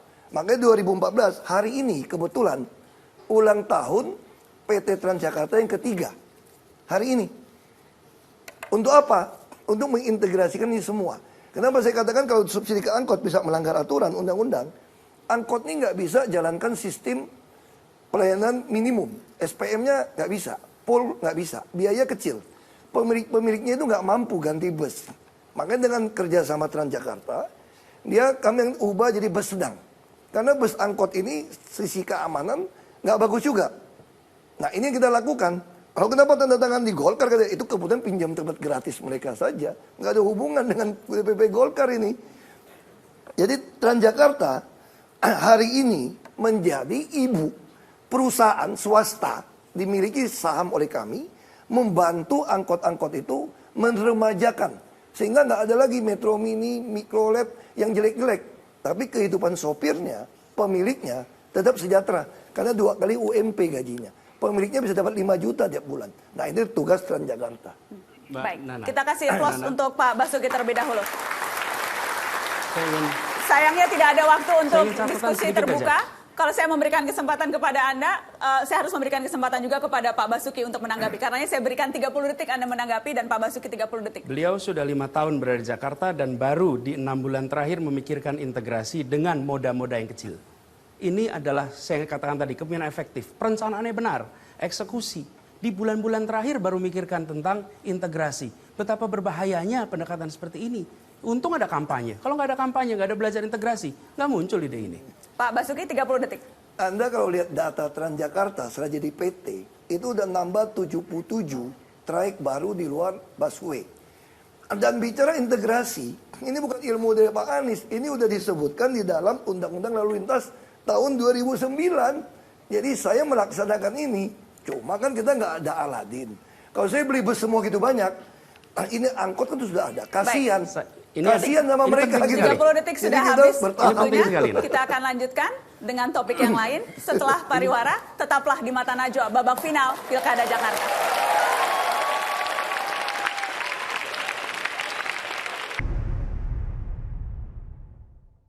Dipersembahkan oleh, didukung oleh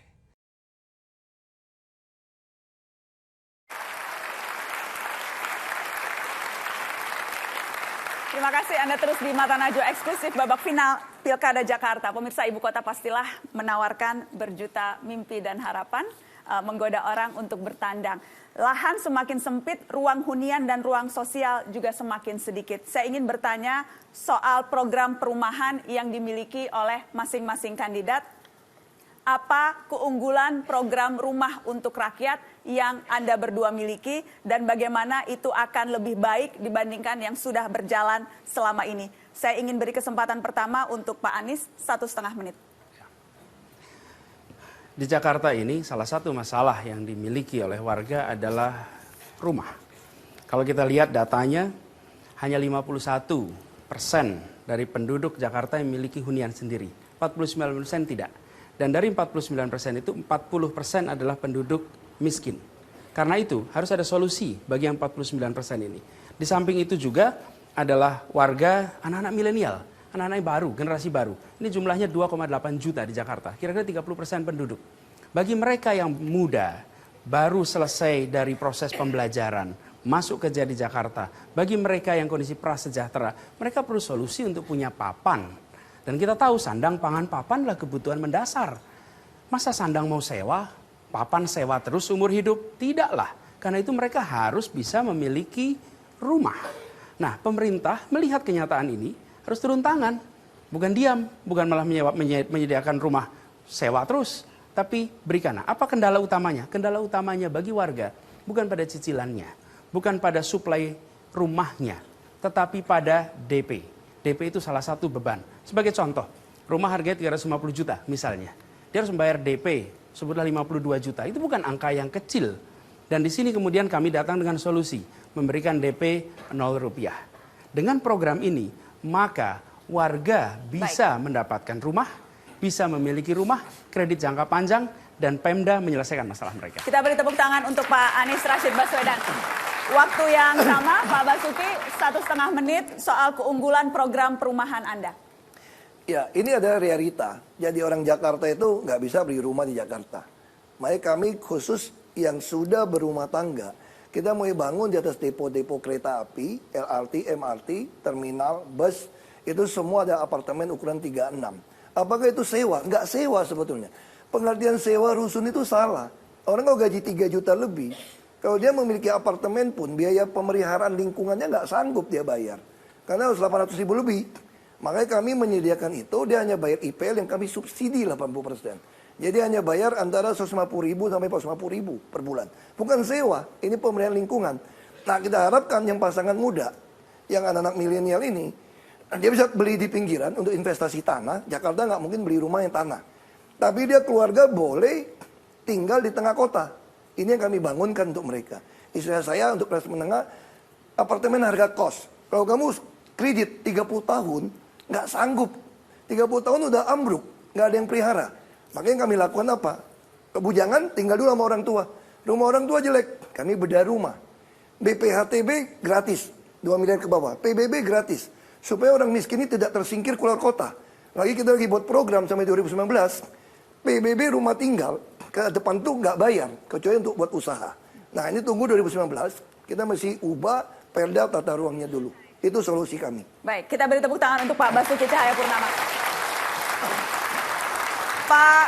Pak Anies, saya ingin Anda lebih spesifik menjelaskan soal DP 0 rupiah. Karena kalau misalnya ada angka UMR sekarang misalnya 3,35 juta rupiah. Kalau kemudian maksimal penghasilan masyarakat berpenghasilan rendah 7 juta per bulan, harus menyisihkan 2,3 juta per bulan selama 6 bulan. Konkretnya DP 0 rupiah ini akan seperti apa, Pak Anies? Konkretnya adalah warga memiliki kesempatan untuk memilih rumah mereka. Pemerintah bisa saja menyiapkan, tapi di sisi lain ada supply dan ada demand di warga. Dan ini yang kita selesaikan dengan memberikan kesempatan bantuan untuk pembiayaan. Jadi bukan pemerintah membangun rumahnya saja. Jadi jangan dibayangkan program ini kami membangunkan rumah. Tetapi justru warga bisa membeli. Kenapa? Kampung itu tidak ada masalah kok, orang hidup di kampung, tinggal di kampung. Problemnya kampung itu bukan kampungnya, kumuhnya.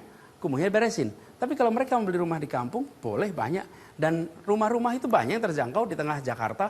Kita lihat sederhana sekali, lihat di online aja.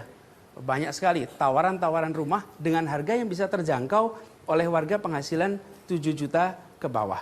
Nah ini yang kita sasar. Mengapa ini penting? Coba perhatikan, kenaikan gaji itu hanya sekitar 10% rata-rata. Tapi kenaikan harga properti itu sampai bisa 20%. Jadi seseorang yang bekerja akan selalu di belakang. Nah kalau kita tidak menyiapkan jembatan, mereka nggak akan punya kesempatan untuk punya rumah. Baik, Dan Pak Anies saya mau tanya, jembatan itu selama ini Anda lihat belum disediakan oleh pemerintah provinsi? Betul, karena kita harus selalu tergantung kepada rumah susun. Kalau ini tidak, ini supply yang ada di masyarakat. Masyarakat menjual rumah, ukuran apapun juga, mereka bisa menggunakan. Dan syaratnya, ini rumah pertama, akan rumah untuk ditinggali, bukan untuk kegiatan usaha. Pak Basuki, tanggapan Anda? Ya, saya sepakat ada jembatan. Makanya jembatan itu adalah rusun. Jakarta kamu nggak mungkin beli rumah harga tanah. Apalagi sekarang makin nggak banjir lagi. Jadi harga tanah pada naik. Rata-rata itu 10 jutaan sekarang harga tanah. Nggak ada lagi di bawah 10 juta. Kamu nggak bisa beli. Makanya yang kita lakukan ini adalah rumah susun apartemen. Tapi kalau rumah kampung milik orang tuanya, saya ngerti. Orang tua bikin bagi ke anak-anaknya kan. Nggak bisa bangun, udah sempit. Misalnya dia punya rumah cuma 100 meter. Nah kami tawarkan 100 meter, kita bangunin apartemen, dia dapat 2,5 kali. Jadi misalnya ada tanah 1 hektar kampung, kita bangunin apartemen, setengah hektarnya jadi taman, ini dapat 250 meter. Jadi kira-kira dapat 6-7 unit apartemen. Sehingga dia bisa bagi ke anak, bisa sewa. Inilah program 2,5 kali kami kepada orang yang memiliki tanah. Makanya dia pasti kalau jual tanah 100 meter 1 miliar, gimana mau beli? 50 meter 500 juta, nggak bisa beli. Jadi yang 300 juta itu pasti adalah model apartemen. Itu pun modalnya 300 juta. Jadi itu yang saya katakan jembatannya adalah ketika gajinya 7 sampai 10 juta, saya usulkan mereka lebih baik beli tanah di pinggiran Jakarta. Baik. Tapi dia kos apartemen harga 2,5 juta di tengah kota. Yang Pak Anies? berkeluarga ya. Pak Anies? Sebetulnya Pak Basuki harus lebih dekat dengan kenyataan di Jakarta, Pak Basuki. Ini Kelihatannya Pak kenyataan Basuki kok, agak jauh nih. Kelihatannya Pak Basuki nggak lihat nih kenyataan di Jakarta. Pak Basuki gampang sekali. Masuk website rumah 123. Anda pilih Jakarta Pusat, pilih rumah di bawah 500 juta, langsung keluar daftarnya. Rumah yang ditawarkan di bawah 500 juta. Anda mungkin heran, ya karena Anda kelas menengah, bicaranya di atas. Saya siang tadi ngecek dulu sebelum bicara di sini. Daftarnya banyak, tulis selatan ada. Dengan berbagai macam ukuran. Di sini bedanya. Kalau yang dikerjakan Pak Basuki, pemerintah yang menyelenggarakan, inilah pendekatan lama. Pendekatan baru adalah, ya pemerintah menyediakan dan pemerintah menyiapkan untuk suplai dari sesama warga. Yang mau jual ada pembeli. Dan saya garis bawahi. Tadi Pak Basuki menyebut akan mengurangi PBB. Saya terus terang agak kaget. Kadang-kadang melihat flip-flop. Dulu akan menghapus angkot, sekarang kerjasama dengan angkot. Dulu akan menaikkan PBB, sekarang justru menghapuskan PBB yang di bawah. Kaitannya apa? Baik, Kalau menjelang...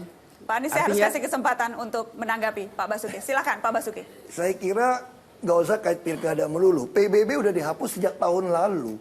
BPHTB udah sejak tahun lalu.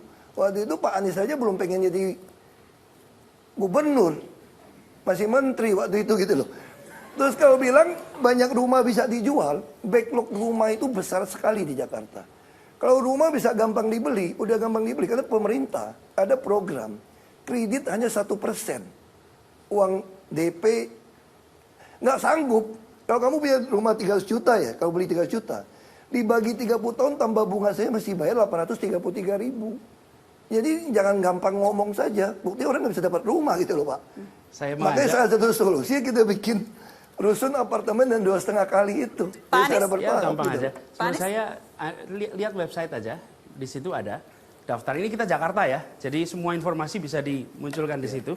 Anda lihat website itu, bahkan termasuk pembiayaannya pun ada. Jadi rumah dengan angka 350 juta itu banyak, bukan hanya di pinggir.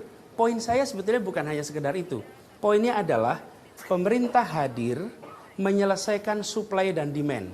Ada supply rumah-rumah murah, ada kebutuhan warga rumah murah, tapi ini nggak bisa ketemu. Kenapa? Karena nggak sanggup DP. Nah, 350 juta misalnya. Itu kalau dihitung, kira-kira dia harus bayar DP bisa 52 juta. Baik. Itu yang kita selesaikan. Saya Jadi tumbuh pasarnya. Saya ingin lempar ke Pak Basuki. Ya, tadi kan bilang ada jutaan anak milenial yang butuh rumah. Terus banyak rakyat mau jual rumah. Saya anggap orang mau jual rumah nih, Bapak Ibu mau jual rumah 300 juta. Ini ada 1 juta anak muda butuh rumah nih. Terus saya pemerintah pengen nolong dia. Supaya dia nggak usah DP, nggak usah bunga, cicil sama pemerintah. Kalau 350 juta kali 1 juta rumah, 350 triliun. Itu uang dari mana? Itu yang saya maksud gitu loh. Baik. Jadi ngomong gampang, banyak yang mau jual rumah, nggak ada duit beli. Pak Anies singkat 30 detik dan nanti 30 detik untuk Anda. Pilihannya sederhana, gubernur yang putus asa melihat kenyataan itu atau gubernur yang mau mencari solusi melihat kenyataan itu. Baik. Itu aja. Baik, Jadi, kita dengarkan. Pak Ahok. Saya jelasin dikit nih. Artinya bisa diselesaikan karena itu ada perbankan, karena itu ada mekanisme keuangan modern. Baik. Jadi jangan terlalu khawatir lah kalau soal begitu. Pak Ahok 30 detik. Bank tidak akan pernah izinkan tanpa DP, tanpa bunga. Karena bank masih untung, ada prinsip perbankan. Makanya solusi saya adalah yang gaji 3 juta, udah tinggal di rusun kami subsidi deh seumur hidup. Yang udah 7 juta, tinggal model gaya kos. Yang di atas 10 juta, kita baru jual ke mereka gitu loh. Singkat Pak Anies. Jadi ada solusinya nih. Begitu ada keberpihakan, solusi banyak sekali muncul. Solusi misalnya begini, pemerintah bisa menanggung bunganya, bisa sekali. Bahkan peraturan Gubernur BI mengizinkan bila ini adalah program pemerintah pusat atau pemerintah daerah. Jadi problem di sini adalah keberpihakan. Begitu berpihak, solusi Pak banyak Basuki sekali. terakhir. Saya orang keuangan ya, saya agak bingung juga. APBN 2000 triliun. Kalau buat beli 1 juta rumah 350 triliun. Baik. Ini mau bangun apa lagi kita untuk Saya rumah? ingatkan, Terus kita orang bisa bukan jual beli lagi di rumah. Enggak, Udahlah, saya kira solusi yang kami berikan. Baik. Saya nggak suka bohongin orang untuk pilkada gitu aja. Saya mesti ngomong jujur aja. Pak Basuki, baik. Pak Ini jujur Anies, aja. baik. Ada Ya, tanggapan? jadi begini, ketika kita membicarakan 350 juta, itu bukan uang pemerintah. DP-nya yang dihilangkan. DP Menurut rupiah. saya, jadi begini. Baik. Ini Saya sudah harus- ini contoh ada keberpihakan atau tidak, dan tidak perlu emosional. Ini adalah untuk warga, nggak perlu marah-marah Pak Basuki, dan nggak perlu menyerang pribadi. Cukup Baik. ditunjukkan programnya, dari situ kita lakukan. Kita dengarkan. Tidak ada yang kemudian, karena malam ini adalah adu gagasan, adu pemikiran. Saya ingin kita kasih tepuk tangan untuk kedua kandidat yang hadir Mata Najwa di malam hari ini. Itu adalah segmen kelima atau bagian kelima, Pak Basuki, Pak Anies. Setelah ini saya akan membacakan pertanyaan dari Anda, teman-teman yang berada di sosial media yang sudah mengirimkan. Ada ribuan pertanyaan yang masuk ke Mata Najwa yang akan saya tanyakan kedua kandidat ini. Jangan kemana-mana, tetap di sini di Mata Najwa eksklusif babak final Pilkada Jakarta.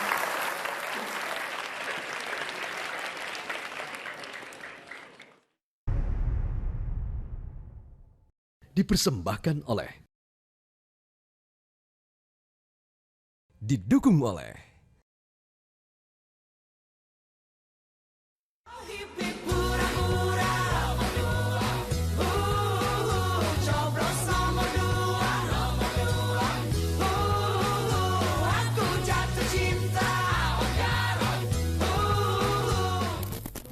Yeah, Anies Sandi, salam bersama. Anies Sandi, pilih nomor 3, salam bersama. Anies Sandi, maju bersama. Anies Sandi, pilih nomor 3.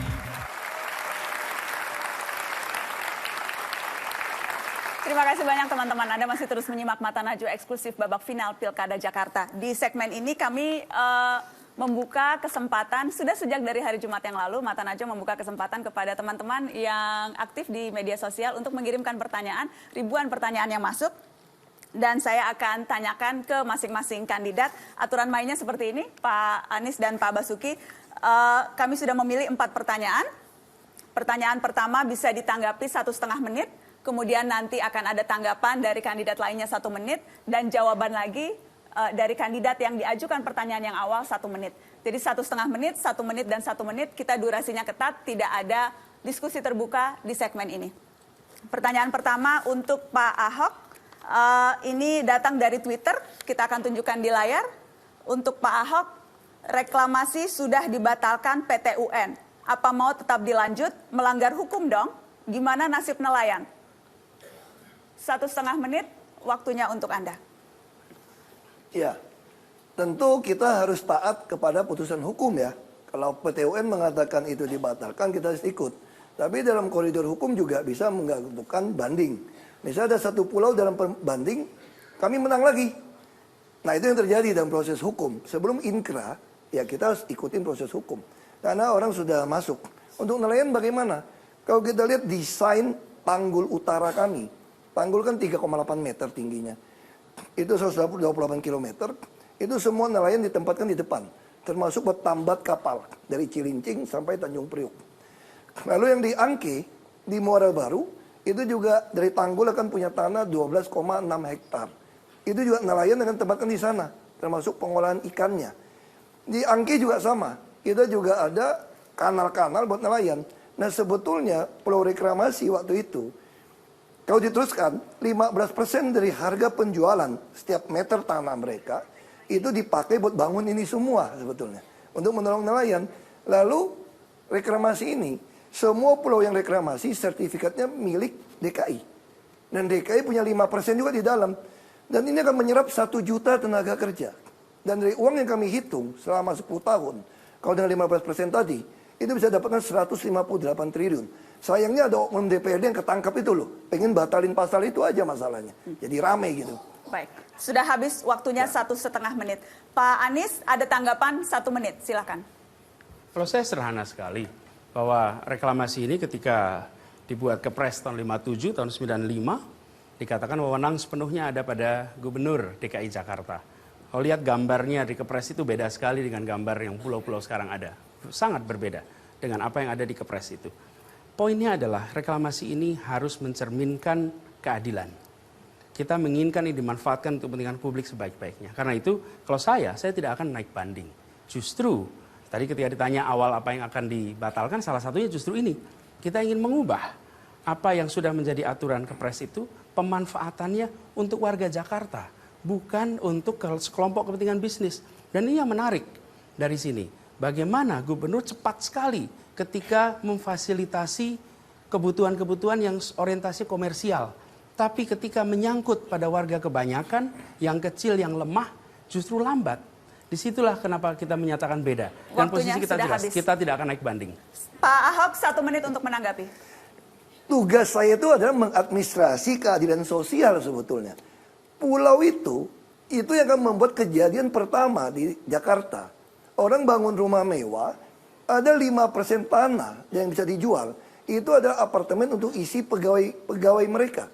Kaum milenial tinggal di pulau dengan harga subsidi kami. Kenapa bisa subsidi? Tanahnya model pampasan, bangunnya pun modal pampasan sebetulnya.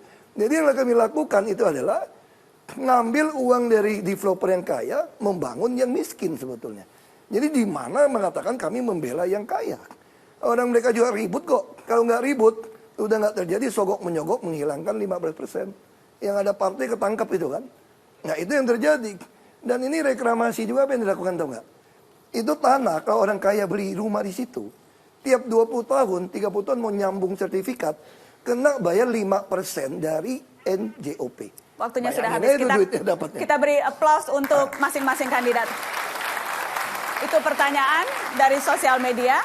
Yang berikutnya pertanyaan kedua, yang ini untuk Pak Anies, nanti waktunya 1,5 menit dan Pak Ahok menanggapi 1 menit dan Anda lagi menjawab 1 menit.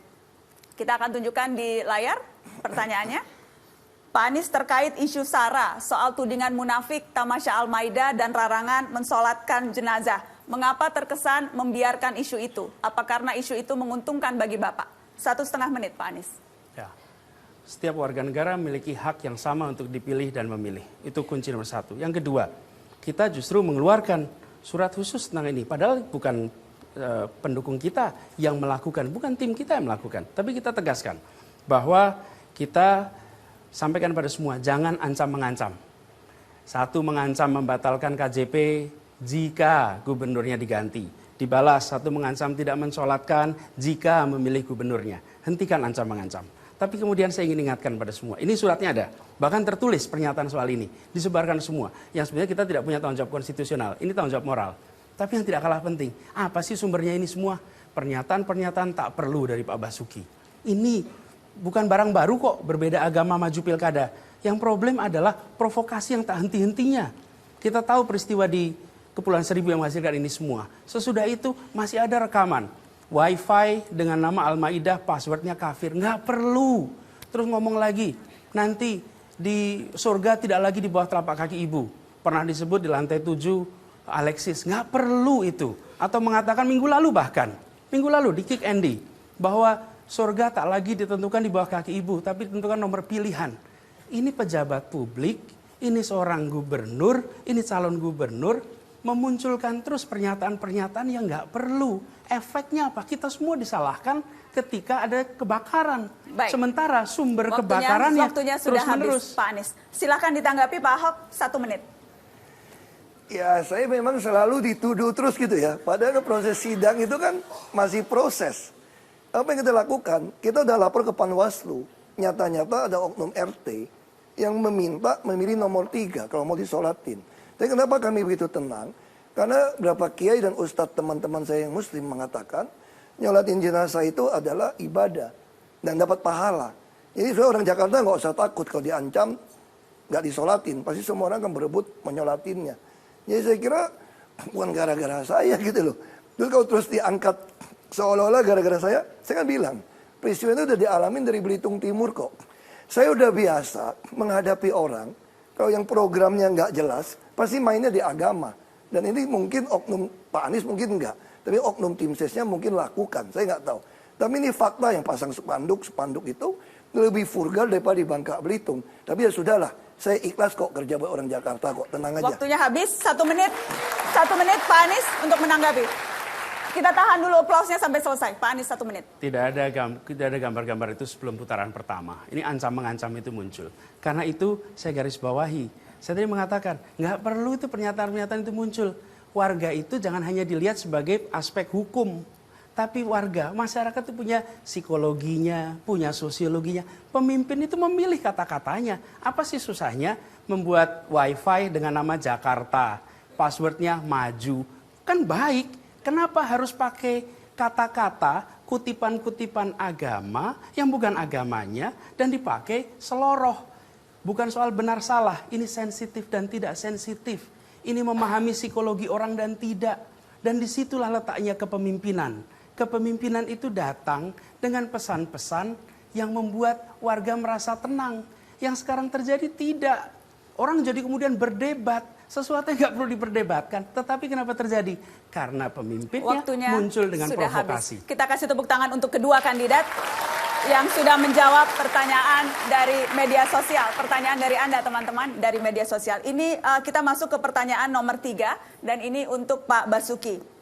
Kita akan tunjukkan di layar pertanyaannya untuk paslon nomor 2. Bagaimana bentuk pertanggungjawaban pengelolaan dana CSR kontribusi tambahan? Sejumlah proyek di Jakarta dibiayai oleh pengembang. Ini kan menuai kontroversi karena tidak transparan. Mohon dijawab. 1,5 menit.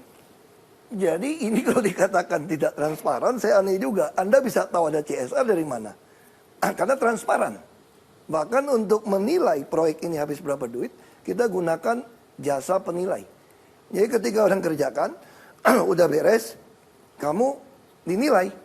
Dapat berapa baru dimasukkan dalam pembukuan. Jadi ini bukan dana-dana gelap-gelap, enggak. Dan di dalam pemerintah itu wajar saja. Kalau swasta mau bangun, dia hibahkan pada kami, oke saja. Salah di mana? Yang salah kalau saya minta duit buat saya pribadi. Kalau dia bangun dulu, udah jadi bangunannya, lalu dinilai duitnya berapa, dimasukkan ke dalam catatan aset. Saya nggak ngerti dia bilang itu pelanggaran. Pelanggaran kok nggak diperiksa? Wajar saja. Misalnya kontribusi tambahan gedung, Semanggi. Itu kita pakai kontribusi orang naikin gedung. Denda. Permennya ada Permendagri, nggak boleh ambil uang. Padahal pengusaha tetap tambah untung kan. Tambah untung ya kita kerjasama dong. Ada untung tolong bagi ya. Bukan bagi uang loh. Bagi infrastruktur yang dinilai. Nah Semanggi dibangun kenapa cepat? Tapi Pak Anies kenapa cepat? Itu karena pakai uang ini. Kalau pakai APBD nggak selesai 4 tahun. Perancangan, detail, macam-macam. Tapi dengan model ini, lebih murah, lebih cepat. Uangnya dari mereka. Lalu dinilai dari penilai, masuklah ke dalam aset APBD. Waktunya sudah habis. Terima kasih Pak Ahok. Anda bisa menanggapi 1 menit Pak Anies. Menurut saya menarik ini. Jadi betapa begitu ada keperpihakan muncul kok solusi-solusi. Sama seperti rumah tadi. Begitu ada keperpihakan muncul solusi-solusi. Kuncinya keperpihakan. Lalu yang kedua, saya ingin ingatkan soal tata kelola pemerintahan. Kenapa ada yang namanya prosedur? Ini teori sangat dasar yang prakteknya menghindarkan kita dari korupsi. Prosedur itu supaya tidak ada diskriminasi. Diskriminasi itu memberikan kesempatan pada yang satu lebih ataupun menghambat yang lain. Karena itu ada prosedur. Nah ketika ada otoritas di tangan nih, menentukan siapa yang dapat, siapa yang tidak. Di sini yang perlu difikirkan secara serius. Dan kalau kita bicara prosedur pemerintahan, tata kelola, bicara pembangunannya bisa dipercepat, ada banyak caranya. Hanya masalahnya mau atau tidak.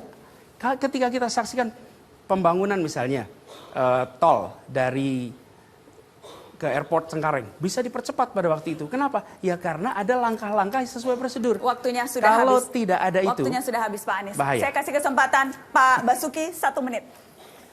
Jadi sebetulnya kalimatnya memang dibolak-balik gitu ya. Keperpihakan muncul solusi. Saya ada solusi perumahan, tapi nggak bisa dijual untuk Anda. Kita subsidi. Lalu bilang, siapa yang dapat? Seolah-olah saya tidak adil. Kalau Pak Anies mau bangun Semanggi, saya kasih 10. Nggak usah berebut. Orang nyumbang kok.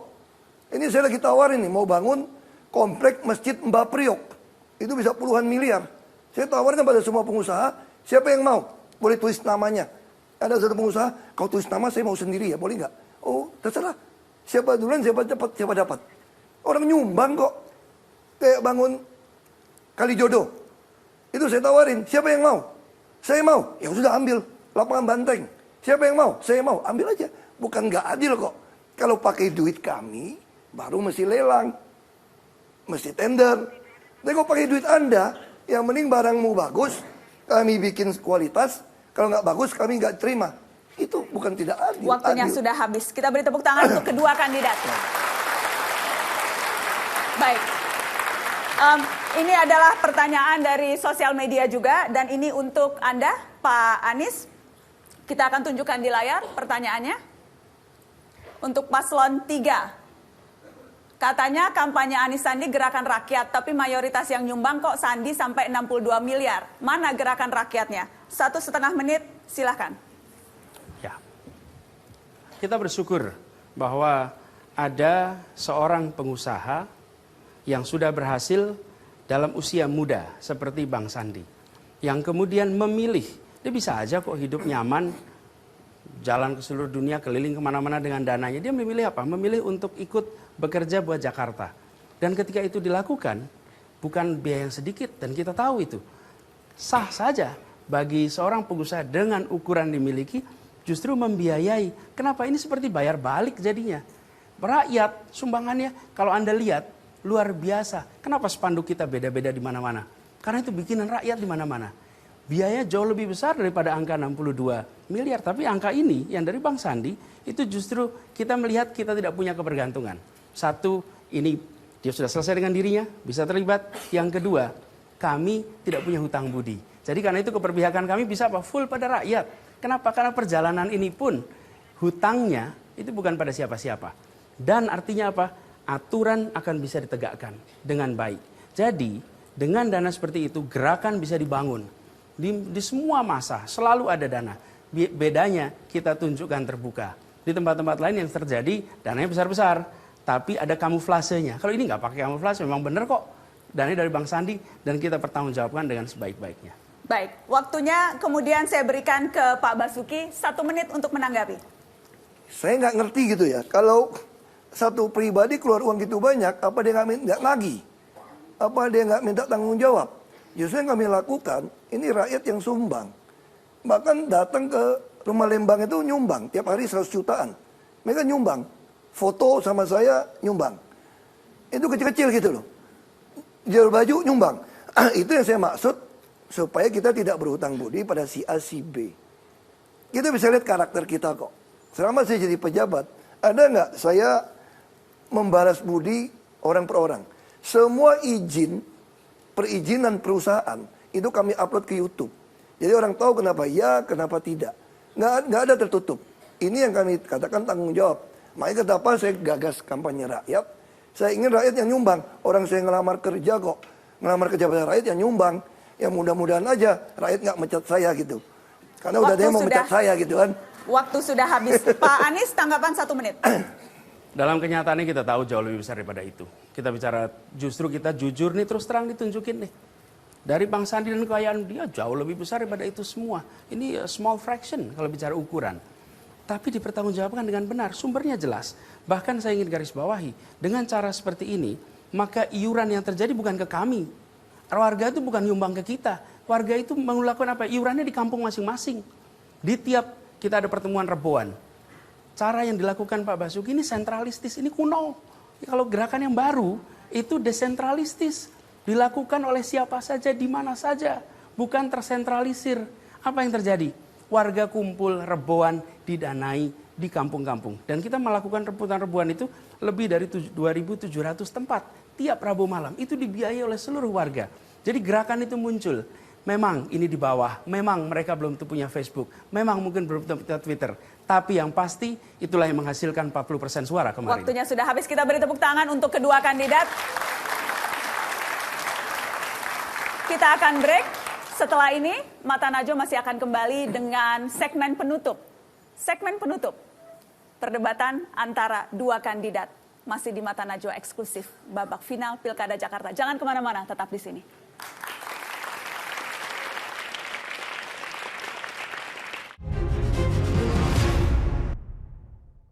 Dipersembahkan oleh, didukung oleh